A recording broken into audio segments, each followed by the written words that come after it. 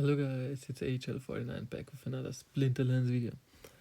Today we are going to have a look at all of the Earth cards. It's gonna be a good future investment. But first up, I'm Ign Hl04. I make Splinterlands content almost every single day. And if you like this type of content, please feel free to like and subscribe.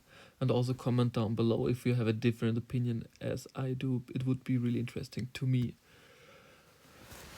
First up, if you look at my deck, I personally don't own any Earth cards because I rent them out on my other account. So let's go switch to that real quick and see what cards I actually own.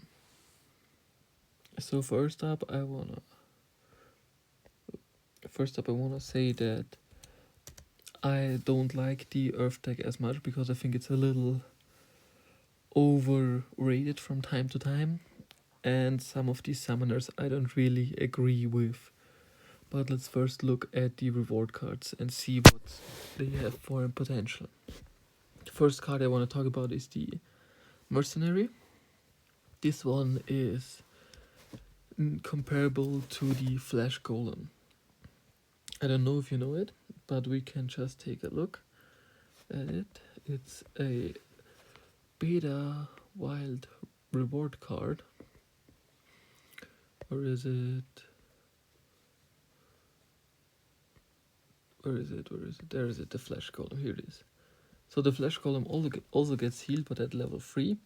And it later gets void, so it has 4, 3, 11 with void and heal. And the Mercenary has 3, 4, 1, 11 with flying, heal and retaliate at the max level. So those are pretty much the same. And currently the Mercenary is pretty cheap, but it will go out of print very soon. Then another card is that came to my as the Vampire Bat. This card later gets the dodge ability, and maybe with Sisva you can make it work, but I'm not quite sure about this card. If we take a look at the Seedsmith, this card I think is amazing. The first thing is that you can either play it with the normal summoner Obsidian, or you can play it with Fernhard. And if you play this card with Fernhard, this card is amazing. I actually like it a lot. The scavenge ability comes really in handy, and then you can play it in the first position with the close range. It's just an awesome card to play with. And even the poison that you get in gold, as you see here, is also amazing. And I actually kind of like this card, and I just recorded some battles with it with Fernhard in the Silver League, which I'm gonna show you in the near future. Vampire Blossom is kinda it gets later, also gets immunity, but I'm not sure. And the Bulka, it's a high damage monster. I got a gold foil copy of it in one of my season rewards, but I'm 100% impressed by it. I would at least buy one for your league because it costs 80 cents or something, but I don't think this card will go up as much as as the Mercenary, for example. Then we can take a look at the Chaos Legion cards. There we have a few good options. First, what comes to my eye is the Venari Knifer. I got 2 copies of him with Thorns and Backfire. Then also the Scout is also one card that's really amazing. And I think those two will have potential gain, especially if we get a new Earth Summoner that boosts a little bit of the melee abilities. Then also the Hill Giant, it's a small mana tank which has a huge upside potential. You also have to think about the Palicor Mercenary, the 2 mana, 8 hit points monster, and some other cards with decent potential. Then we can take a look at the last rare common card, which is the Psychic. And this card is phenomenal. It later also gets the spell, which is perfect against the Queen Mysalia. But for me, this card would be a must-have if you want to play in the future modern format. Then there are 2 obvious choices that dominate the Bronze era of Splinterlands, because there will be a lot of magic played, which I recently learned. And the Mercenary and the Slipsworn are good. Personally, I need to say The slip spawn with the force field ability as a tank is outstanding, especially in diamond.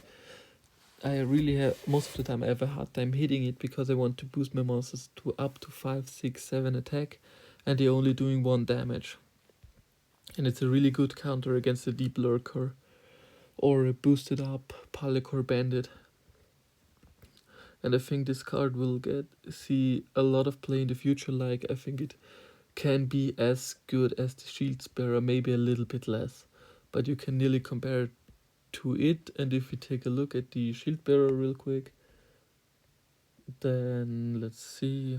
I need to go out. Not only favorites. Let's look at it.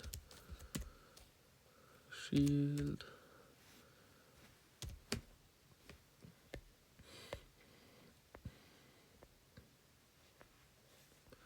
Where is it? There it is. It costs about $5 per BCX. Although we have to admit he also gets the shield and the return fire ability, which in my opinion are better, but I think for $1 or $2 per BCX are still in for this card. Then we have the Goblin Tower and the Infantry. The Infantry for me personally is a very good card. I like it a lot and it has a decent artwork. I don't think it will go up that much, but the Goblin Tower is a card that's currently really underrated. If you have a Fernat, which I'm currently trying to get, and in reverse speed battles, this card does a pretty decent job, especially with the blast ability. Like, I can see this card going up to decent prices in the future, to be fair. Especially if we get a little bit archery support, either from the new legendary summoner or from the new Rebellion summoners. Then we have Obsidian. Obviously, he's a summoner. She's a magic summoner. You can see a lot of things about her. Then we have the Grunt, which has a huge upside potential with the trample and the double strike ability. It also gets even better if it gets higher. That's why I kept my gold foil Grunt, which I got from a pack opening. And in total, I think this card will be worth it in the future. 100. Then we only have 3 cards more. The Fiend, of course. Fiends are awesome.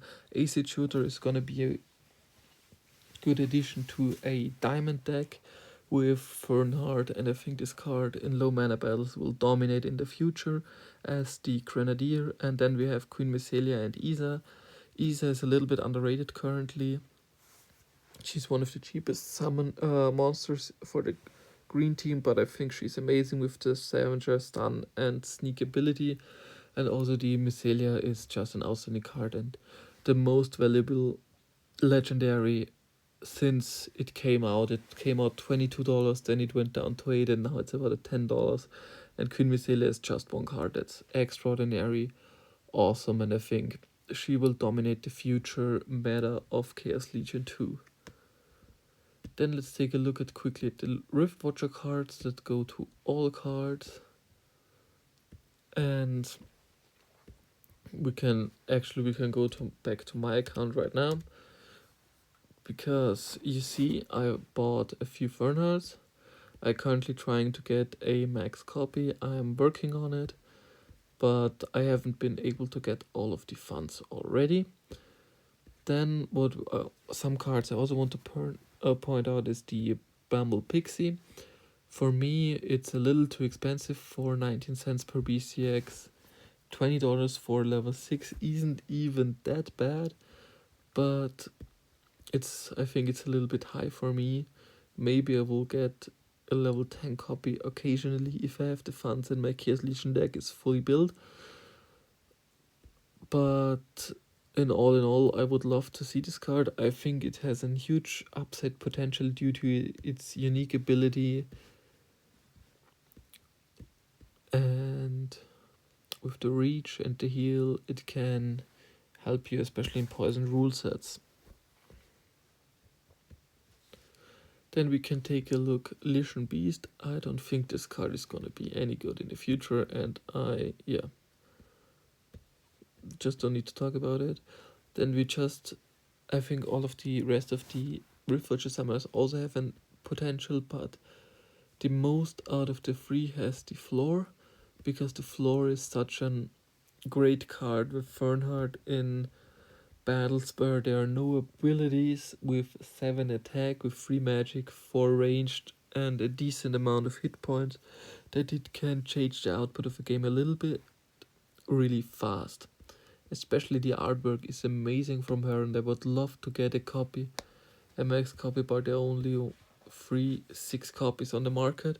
I am able to buy a max copy, and for $12 it's a little bit too expensive. For $12 I'd like to max out my Queen Mycelia. Then also the Dampier, it's an awesome card. Later it gets the scavenge ability.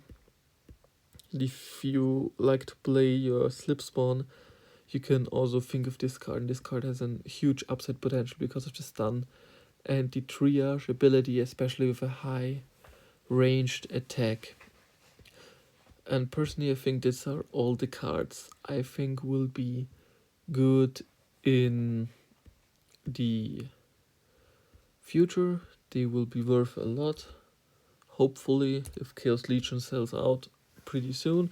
These are the cards I personally own. If you see, I own all of them. I just need to upgrade some of them to the max level. I also got, if you look at the gold foils, I got some of them in gold maxed out, and even a level 4 slip spawn in gold, which I won't sell until it sells out. And I'm currently trying to build this deck, but I'm not playing it, so it's gonna be last. Now I hope you guys enjoyed this small episode. I hope it was helpful to you. Maybe you can buy some of the cards that are really important to you. And I wish you an amazing rest of the day. Bye.